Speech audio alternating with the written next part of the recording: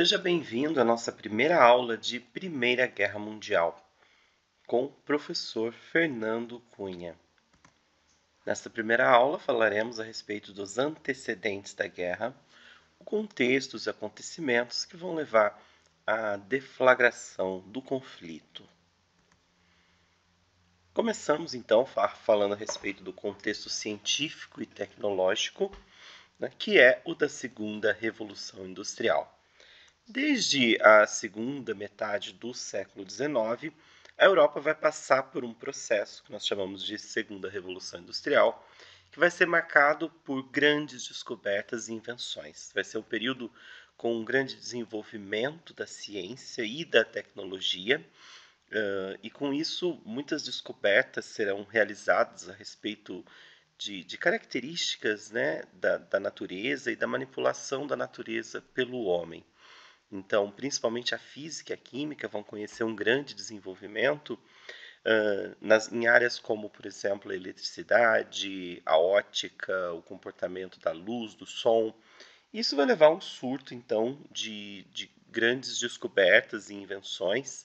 Então, vai ser nesse período da segunda metade do século XIX que vai ser inventada a câmera fotográfica, o telégrafo, o telefone, o automóvel, né? O motor a combustão, na verdade, né? Que é movido ali pela combustão dos derivados do petróleo. Então, esse período vai ser marcado por esse grande surto mesmo no desenvolvimento científico.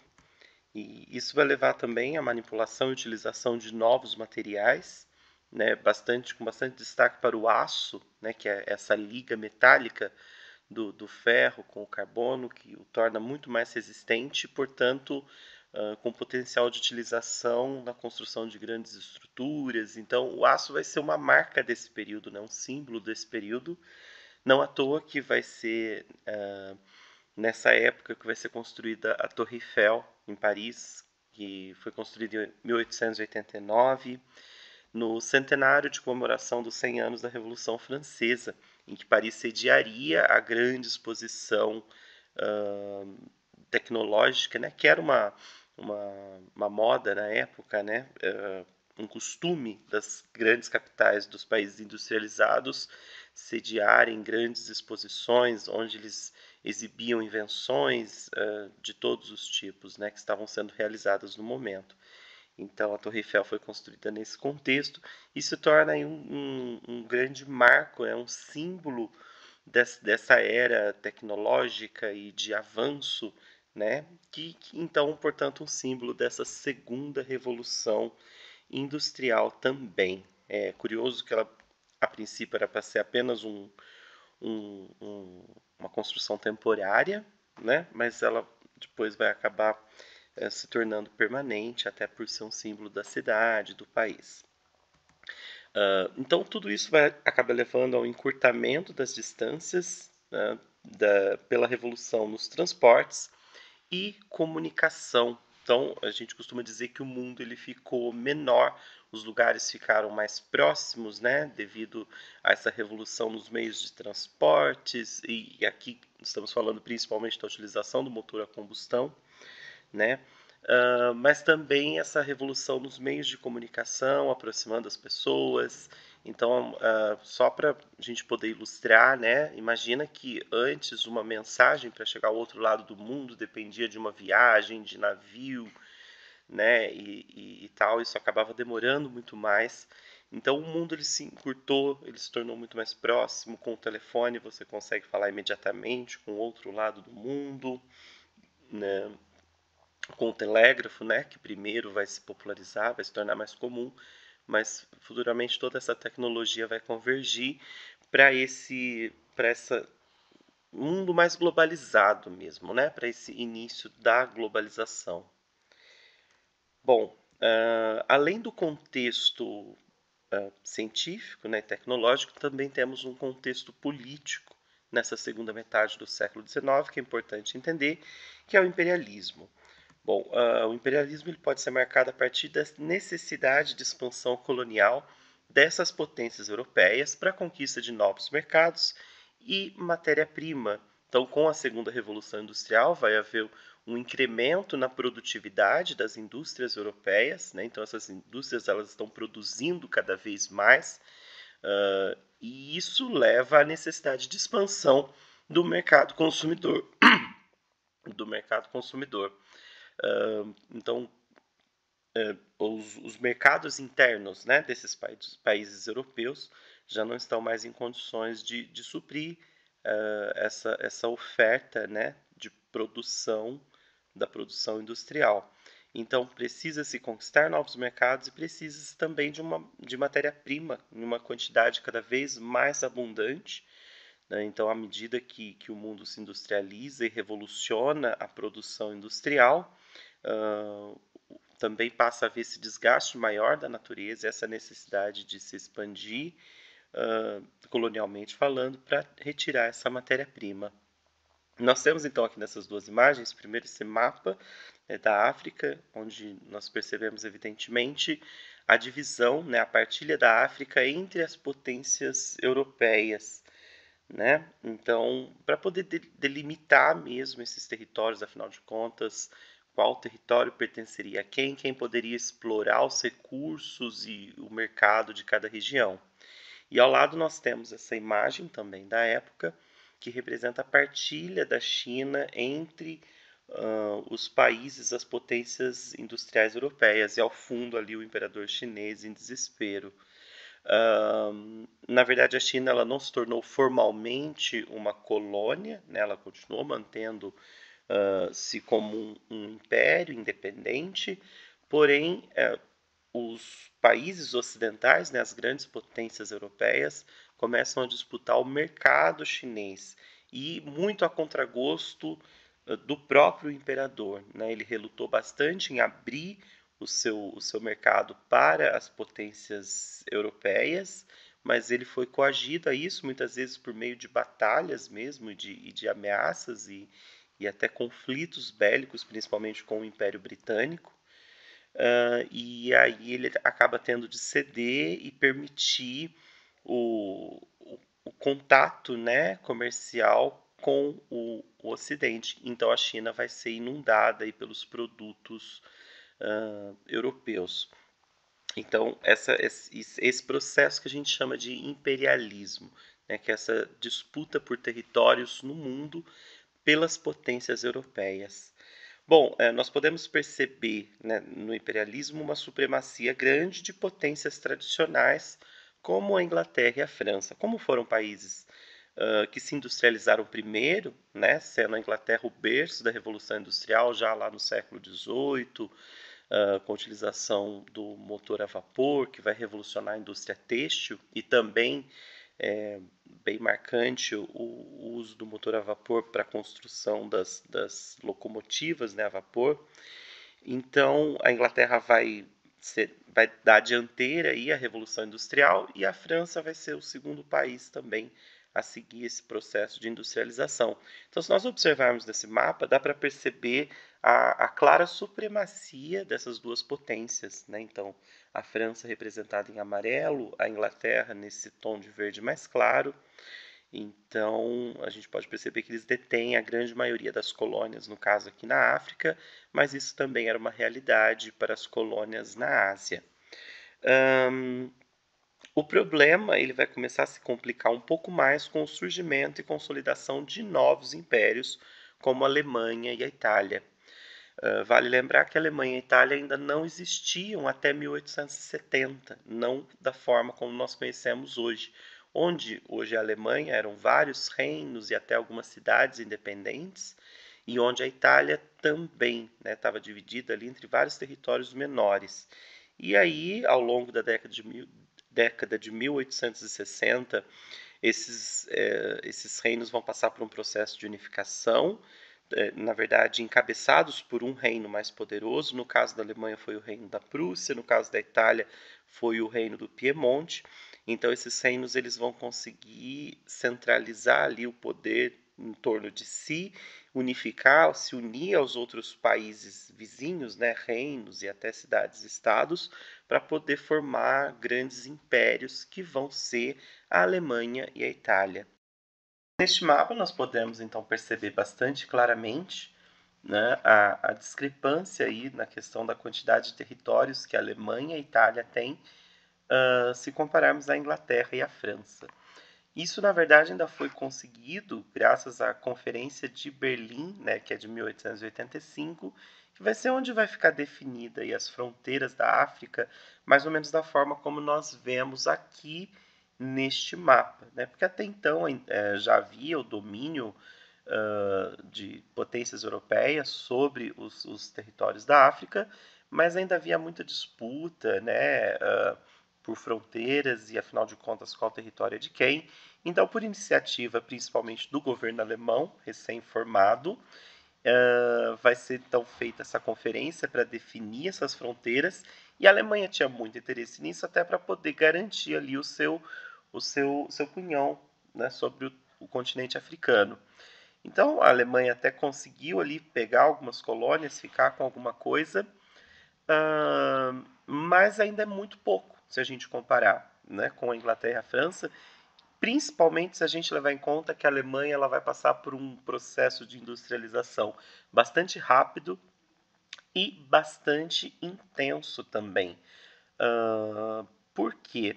Com a unificação, né, da Alemanha, primeiro que vários daqueles reinos que vieram a compor a futura Alemanha, e cidades-estados também, enfim, territórios que depois vão integrar a Alemanha, eles já eram até relativamente avançados, né? Tinha alguns que já estavam passando por algum processo ali parecido de industrialização, mas o que faltava mesmo era um projeto nacional centralizado, organizado, unificado, né, com um governo que apoiasse e adotasse medidas para fomentar essa industrialização.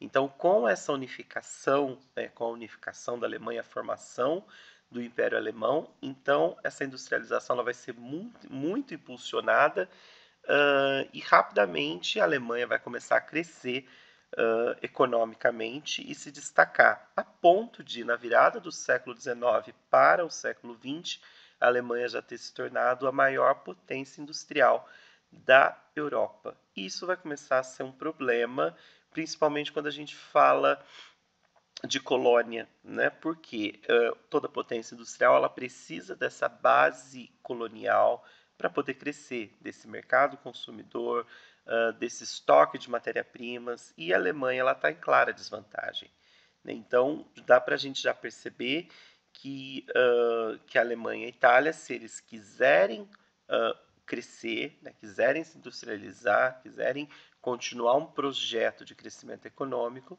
eles precisam expandir, né? Eles precisam claramente mudar o status quo, principalmente no que se refere à questão da posse de colônias.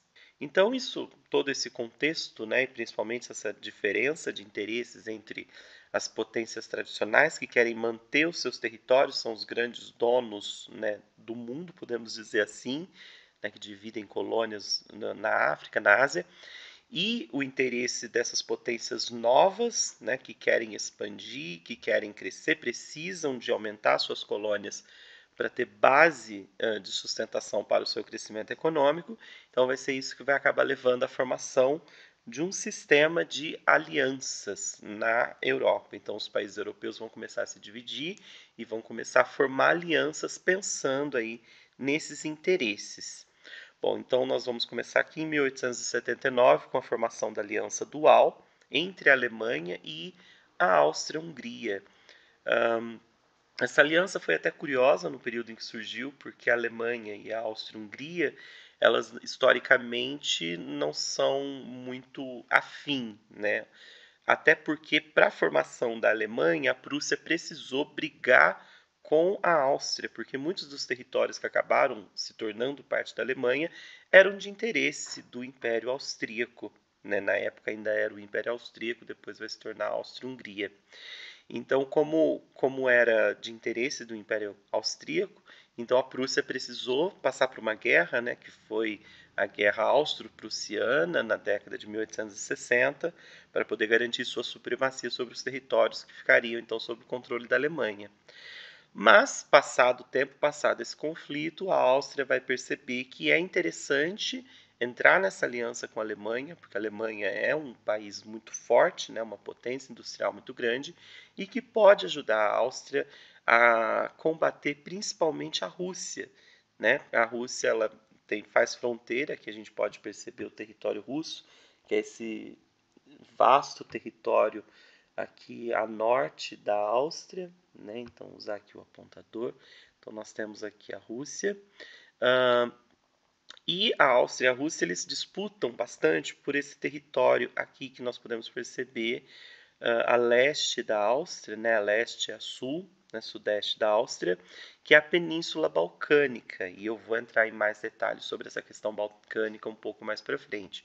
Mas o fato é que como Áustria e Rússia tem essa rivalidade, essa disputa por esse território, então uma aliança com a Alemanha, aqui entre a Alemanha e a Áustria, passa a fazer todo sentido, né? Porque a Alemanha ela também pode ajudar a Áustria em uma possível guerra contra a Rússia, já que também faz fronteira aqui, e a Alemanha está bastante forte, então nesse contexto seria interessante fazer essa aliança. Em 1882 vai ter então a entrada da Itália para essa aliança com a Alemanha e Áustria, consolidando assim a Tríplice Aliança, né? Então uma aliança entre esses três países. A Itália e a Áustria também não eram melhores amigos, aí inclusive tinham algumas questões em disputa por territórios aqui na fronteira, mas eles vão entrar nessa aliança. A gente pode perceber claramente que Itália e Alemanha têm, né, principalmente, muitos interesses afins, aquela coisa de serem nações novas, né, potências novas, que estão surgindo agora no cenário internacional e que têm um interesse similar, que é bater de frente com o poderio, né, a dominação britânica e francesa no mundo. Então eles têm esse mesmo interesse de expandir suas colônias e tal. E aí o que vai acontecer? Então, em 1888 vai ser o ano da coroação de Guilherme II como imperador da Alemanha. Ele era neto do Guilherme I, que foi o fundador da Alemanha, né, o responsável por esse processo de unificação. E com a coroação do Guilherme II vai ficar marcada uma mudança de rumo na política externa alemã, porque o Guilherme II ele tem uma postura muito mais agressiva, né, um interesse muito maior em expandir aí os territórios da Alemanha. No caso do Guilherme I, ele não tinha uma política externa tão agressiva, até porque ele tinha como braço direito Otto von Bismarck, né, que foi um dos principais líderes também que o ajudou ali no processo de unificação da Alemanha, e eles tinham uma visão política, né, bastante centrada no fortalecimento da Alemanha, na industrialização e tal, mas não, em termos externos, né, em termos de agressão aos outros países, isso não era tão marcante. E o Guilherme II ele tem essa postura diferente, então a ascensão do Guilherme II vai marcar essa mudança de rumo, né? E também uma intensificação na corrida armamentista, então ele vai investir bastante no exército mesmo, né? Na modernização, no uso de novas tecnologias, e isso vai começar a preocupar os outros vizinhos, né? No ano de 1890, inclusive, o Otto von Bismarck ele vai se demitir do cargo de chanceler, né, que seria ali praticamente a segunda pessoa abaixo do imperador no comando do reino. Então, quando o Otto von Bismarck se demite, fica claro para os outros países essa mudança de rumo. Então, no ano de 1894, vai ser firmada a Aliança Franco-Prussiana, claramente aqui já no interesse de deter o expansionismo alemão. Né? Os dois países se sentem bastante ameaçados com essa nova política, essa mudança de rumo do Guilherme II. No caso, a França ela tem bastante motivos, né, para se ressentir contra a Alemanha, porque quando foi para fazer o processo de unificação, a Prússia ela entrou em um conflito armado, né, contra a França na chamada guerra, então ficou conhecida como a Guerra Franco-Prussiana, E a Prússia venceu essa guerra, então acabou anexando aqui alguns territórios na fronteira com a França, né, a Alsácia e a Lorena, que pertenciam já há bastante tempo ao Império Francês. Então, acaba passando para a Alemanha, quando a Alemanha se forma. Então, a França e a Alemanha já têm esse histórico, né, de rivalidade, esse ressentimento da França, e a Rússia, então, vai fazer essa aliança com a França, até porque, como nós sabemos, né, já marquei isso, a questão da Rússia ter sua rivalidade contra a Áustria aqui nos territórios da Península Balcânica, principalmente. Então a França e a Rússia vão se unir, até porque, como está um de cada lado, né, da Alemanha, eles podem provocar uma guerra em duas frentes. Então isso teria um potencial muito maior de deter mesmo qualquer atitude agressiva da Alemanha, porque ela sabe que ao iniciar uma guerra contra um país, ela vai estar se colocando em guerra contra o outro e passa a ter que enfrentar uma guerra em suas duas fronteiras, e isso é bastante problemático, né, em termos de estratégia militar, de mobilização de exércitos e etc. Bom, no ano de 1904 vai ser formada a Entente Cordiale, em que Inglaterra e França entram então juntas aí lado a lado, do mesmo lado, né? A Entente Cordiale é bem necessário a gente compreender exatamente esse termo, né? Que entente vem de entendimento e cordiale, cordial, amigável, não é a afirmação de uma aliança mesmo militar propriamente dita, né? Até porque Inglaterra e França não eram muito afins, né? Se nós acompanharmos a história da Inglaterra e da França, eles são inimigos históricos desde muito tempo. Basta lembrar da Guerra dos 100 Anos, né? Desde ali da Idade Média. Tem também no século XVIII bastante conflitos, né? Tem a Guerra dos Sete Anos e também a Guerra de Independência dos Estados Unidos, né? Em que a França se coloca para ajudar as colônias inglesas na América a se tornarem independentes da Inglaterra, que futuramente viria a se tornar os Estados Unidos da América. Então, França e Inglaterra não eram necessariamente melhores amigos, e inclusive tiveram muitas questões também, disputas por territórios na África, né? Então, até chegar àquela definição do mapa que a gente viu no slide anterior, Inglaterra e França disputaram bastante. Só que agora, em 1904, está bastante claro que o grande inimigo, mesmo que a grande ameaça a esses dois países, não é mais um ao outro, e sim a Alemanha, né, que está despontando como essa potência industrial, como eu disse já na virada do século, com todo esse destaque, já sendo a maior potência industrial da Europa, né?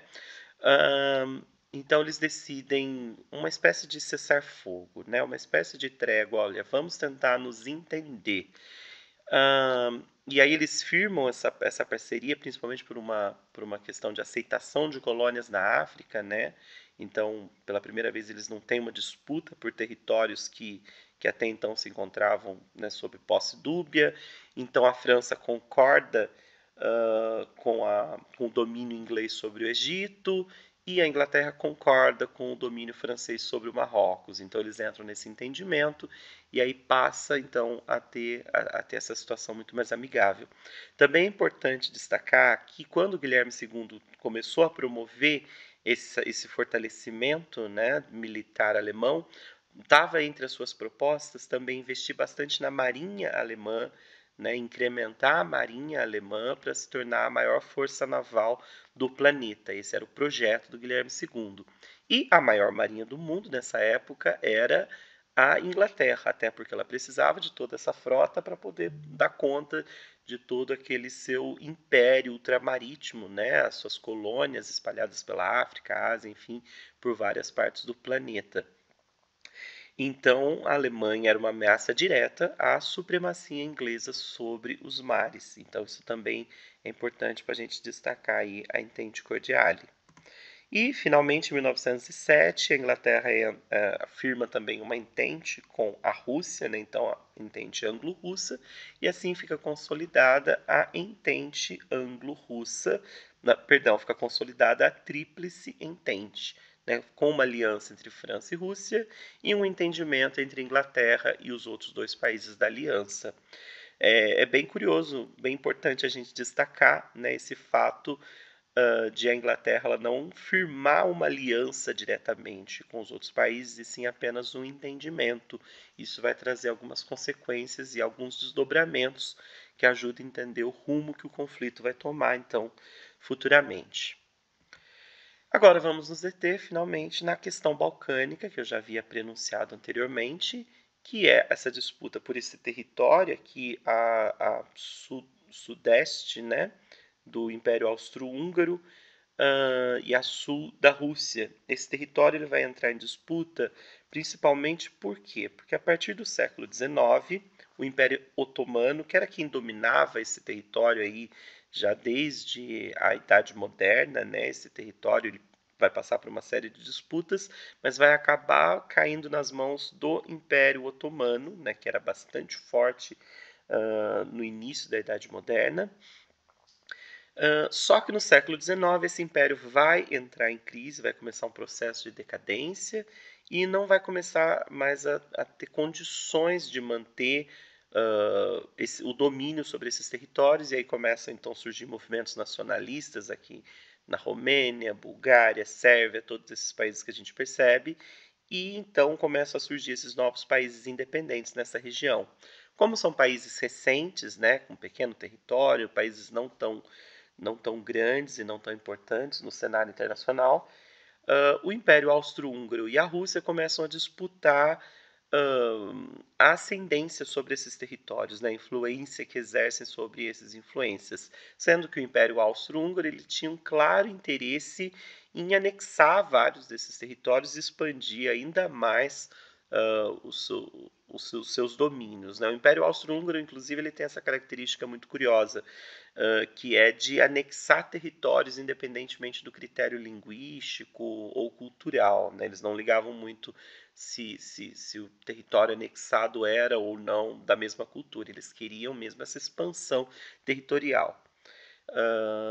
Então, o Império Austro-Húngaro e a Rússia vão entrar neste embate, né, e cada um tem interesses específicos muito diferentes aqui. A Rússia ela queria deter essa avanção do Império Austro-Húngaro, até porque ela precisava ter acesso ao Mar Mediterrâneo, aqui ao sul. A gente vê que a Rússia não tem contato direto com o Mar Mediterrâneo, né?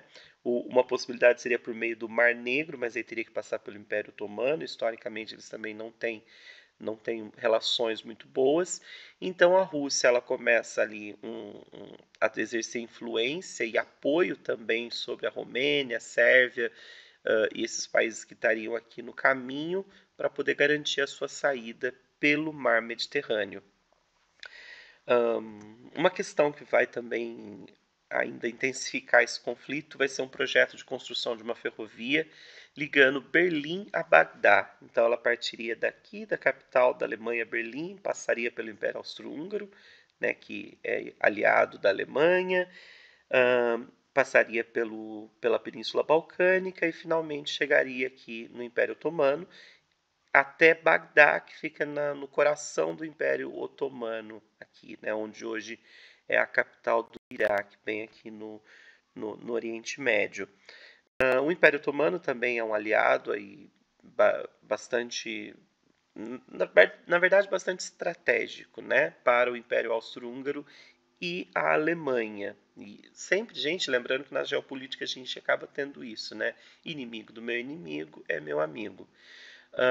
Então, o único entrave realmente para a construção dessa ferrovia seriam esses países aqui da Península Balcânica, principalmente aqui Sérvia ou Romênia, que tem essa aliança com a Rússia. Na verdade, aliança não é necessariamente formalmente dizendo assim, mas tem essa amizade mesmo, né, essas relações com a Rússia, e que claramente impediriam a construção, né, dessas ferrovias.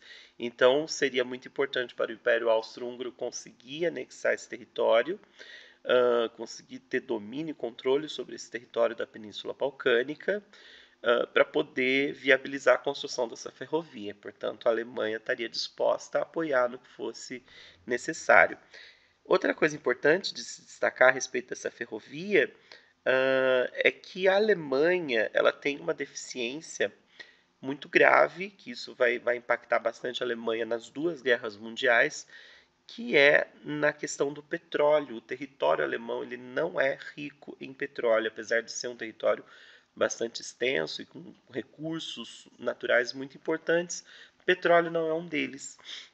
Então aqui a gente consegue perceber a relevância que teria a construção dessa ferrovia, porque levaria até o Iraque, né, que a gente sabe da importância desse recurso no Oriente Médio, e isso poderia futuramente ser muito importante estrategicamente para a Alemanha. Vale lembrar que aqui os automóveis já estão sendo criados, né, eles já foram inventados, ainda não tem aquela produção expressiva em larga escala que o Henry Ford vai, né, principalmente ali na década de 20, vai se tornar ali marcante. Porém, a tecnologia já existe e os estrategistas já vislumbram a possibilidade de uso, né, dessas tecnologias para a guerra. Então, em termos de expansão e de garantia do poderio e controle militar de territórios, estrategicamente falando, seria muito importante ter aí o controle sobre o petróleo. Bom, também precisamos destacar com relação à questão balcânica o pan-eslavismo, que seria o interesse da Sérvia aqui em unificar os territórios vizinhos que tinham uma cultura, né, parecida com a da Sérvia, características culturais e linguísticas similares, que seria o fato de pertencerem a essa mesma raiz linguístico-cultural, né, que é o eslavo, que é o povo eslavo. Então, a Rússia também é um país eslavo, né, uma nação eslava. Então, seria como se a Rússia fossem os eslavos do norte, os sérvios, os eslavos do sul. E esse interesse, então, da Sérvia em unificar aqui, olha, esses territórios, Albânia, Montenegro, que tem uma expressiva população eslava. E esse território que está em cinza aqui, que não está com nome, mas que é a Bósnia, que é um território eslavo também. Então, existe esse interesse da Sérvia de construir uma grande nação eslava do sul. E por que a Bósnia não está aqui com o nome? Porque a Bósnia ela se torna, em 1908, parte do Império Austro-Húngaro. Então, a anexação da Bósnia pelo Império Austro-Húngaro. Então, o que vai acontecer? A Sérvia e o Império Austro-Húngaro vão passar a ter relações bastante tensas, porque a Sérvia ela discorda, né, dessa anexação da Bósnia pelo Império Austro-Húngaro. Isso vai gerar uma série de conflitos e principalmente vai fazer com que surjam movimentos aqui na região da Bósnia, né, movimentos da população que apoiam que a Bósnia deixe de fazer parte do Império Austro-Húngaro e se torne parte da grande nação sérvia, né, do que seria um projeto de futura grande nação eslava ao sul aqui, encabeçada pela Sérvia. Então, vários desses movimentos populares, inclusive alguns extremistas, né, terroristas, que promoviam ataques a figuras públicas e a figuras importantes ligadas ao Império Austro-Húngaro, eram financiados pelo governo sérvio. Então, tudo isso vai finalmente culminar no dia 28 de junho de 1914, no assassinato do herdeiro do trono austro-húngaro, Francisco Ferdinando, enquanto desfilava em carro aberto na capital da Bósnia, né, Sarajevo, que está marcada aqui no mapa anterior, né? Então, o Francisco Ferdinando ele vai ser assassinado na capital da Bósnia, enquanto ele está ali visitando em carro aberto, por terroristas ligados ao governo sérvio. Então, isso vai estremecer profundamente as relações que já não são nada amistosas entre Sérvia e Áustria-Hungria, e então esse pode ser considerado o estopim da Primeira Guerra Mundial, porque é isso que vai colocar então a Áustria-Hungria contra a Sérvia e vai colocar, portanto, os dois lados, as duas grandes alianças em conflito, uma vez que a Sérvia tinha já suas relações com a Rússia. E, portanto, isso tem um grande potencial de generalização do conflito, que é exatamente o que vai acontecer, mas esses detalhes saberemos na nossa próxima aula, que será sobre os desdobramentos da Primeira Guerra Mundial, ou seja, os eventos da guerra em si. Muito obrigado para quem assistiu até aqui. Se você gostou desse vídeo, não se esqueça de curtir, compartilhar né, com as pessoas, com os seus colegas, com os seus amigos que também precisam estudar para essa matéria e, claro, se inscrever no nosso canal para que receba futuros vídeos também. Muito obrigado!